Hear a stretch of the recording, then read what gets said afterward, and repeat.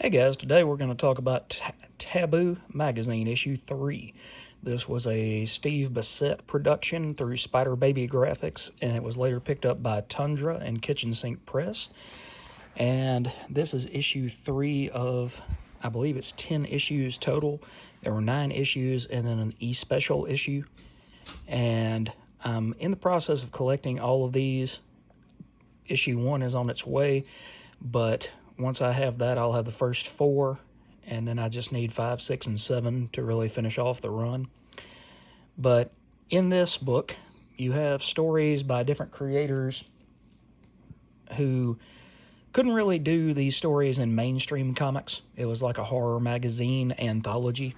It is perfect bound, as you can see, and it was, how many pages? 128 pages total. So in this particular issue, you have the continuation of Throat Sprockets from Tim Lucas. You have a story by Bernie Marault. You have, what else do you have in here? You've got From Hell Chapter 2 by Alan Moore and Eddie Campbell. A Touch of Vinyl by Rick Veitch and Jack Weiner. Jim Wheelock doing One Good Trick. Santa Sangre by Mobius. Love in the Afternoon by Rolf Stark. Cactus Water by Rick Grimes. And more stories.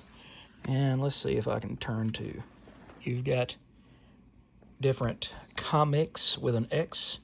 You've got some stuff here that looks like it was very heavily done with computer-aided drafting or early versions of Photoshop. You have straight pen and ink line work. You have scratchier stuff like this.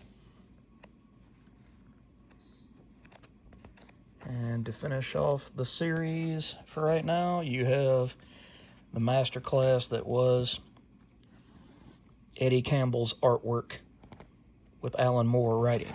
So, From Hell and Lost Girls, both by Alan Moore, were serialized in early issues of Taboo. And then as Stephen Bissette's SpiderBaby Graphix gave way to Kitchen Sink, then they came out more and more infrequently.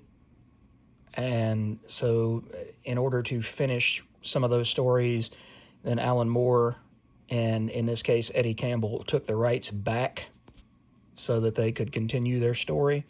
This cover by Michael Zully is absolutely fabulous. You get this man who's wrapped up in a blanket who, to me, has always kind of looked like John Constantine, but I'm sure that it's not. But it looks like he's being assailed by spirits of his past. So if you like horror and if you like comics, like when I say again comics with an X, like R-Crom, things like that, then give this book a shot if you can find it. They're relatively cheap on eBay. I know for a while that, and a few of those issues are still going for a good price, 40, 50 issues per book on eBay. But if you can find them and find them in really great shape, I'm going to do, once I get the whole series, I'm going to do a run through from issue 1 all the way through the end and go ahead and talk about these stories at length.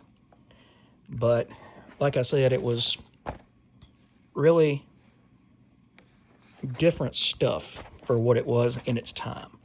You were still able to create things that you really loved, more so than you just wrote for Spider-Man or did, a run on Batman or something like that. You could create things that might be taboo in a not so innocuous sense. But as you go through here and you read these stories and you get a sense of these creators, they poured their lives and their energy and their synergy into these stories, more so than they would have for a regular, quote-unquote comic book. So, like I said, if you get the opportunity to check out a couple of issues of Taboo, I highly recommend that you do.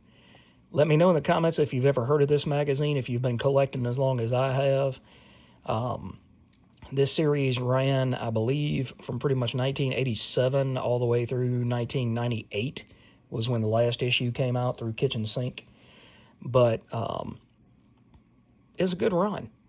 Is a good run, and then Steve stepped away from comics completely and retired, and I met him at Henderson State University when he gave over all of his collection of papers and things like that to that university in Arkansas.